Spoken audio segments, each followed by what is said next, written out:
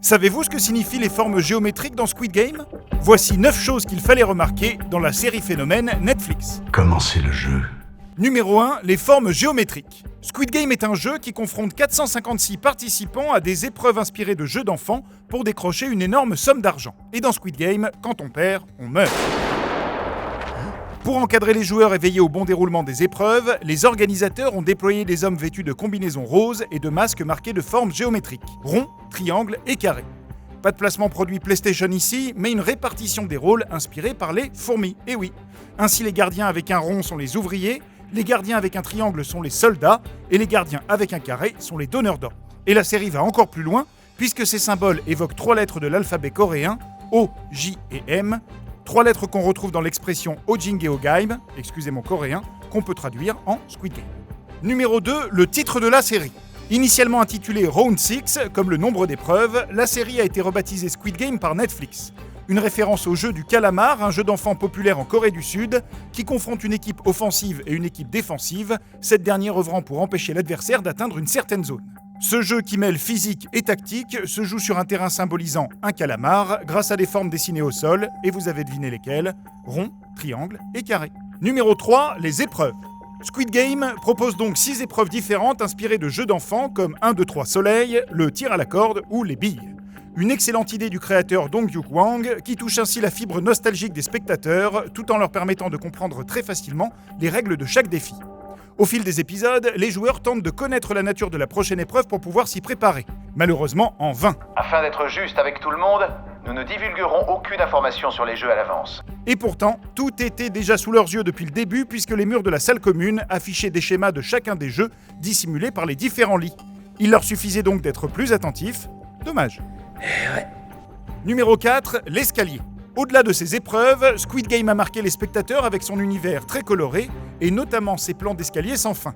Entièrement construites en décor réel, ces marches s'inspirent du travail de l'artiste néerlandais Maurits Cornelis Escher, connu pour ses œuvres et ses dessins de construction impossibles, défiant la logique et la géométrie. Le grand escalier de Poudlard peut aller se rhabiller. On monte par ici, suivez-moi. Numéro 5, le numéro de téléphone. Sur la carte de visite donnée par les recruteurs du Squid Game, un numéro de téléphone est indiqué. Jusque-là, rien de surprenant, si ce n'est qu'il s'agissait du vrai numéro d'un particulier.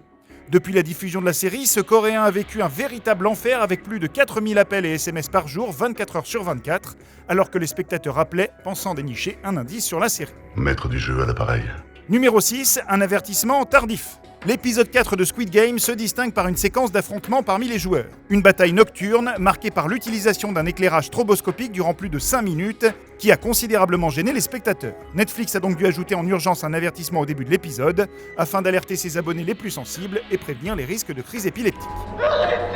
Numéro 7, un futur braqueur de la Casa de Papel. Parmi les candidats au Squid Game, le joueur numéro 218 est digne d'intérêt pour Netflix. En effet, son interprète Park Hae-soo a été choisi pour camper l'un des braqueurs de la version coréenne de la Casa de Papel, et pas n'importe lequel, puisqu'il y reprendra le rôle de Berlin, immortalisé par Pedro Alonso dans la série espagnole originale. Comment on dit Bella Ciao en coréen déjà ? Laisse tomber, ok ?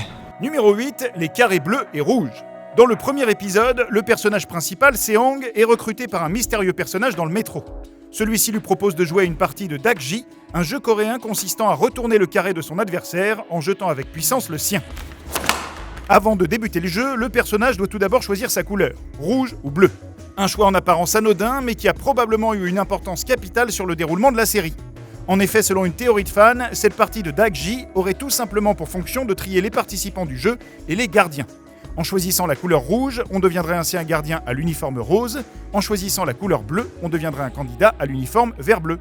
Intéressant, non ? Je valide cette théorie. Au passage, sachez que pour ces uniformes, le créateur s'est inspiré des uniformes des écoliers coréens de sa propre jeunesse. Il a raison! Numéro 9, le chiffre 456.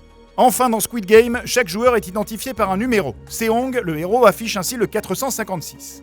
Un matricule qu'on retrouve dans la somme qu'il remporte à la course hippique, 456만 원입니다. dans la somme mise en jeu dans le Squid Game Le montant total sera de 45,6 milliards de won. et dans le code de carte bancaire utilisé dans l'épisode final 456. Mais ça, bien sûr, vous l'aviez remarqué, non ? On arrête là.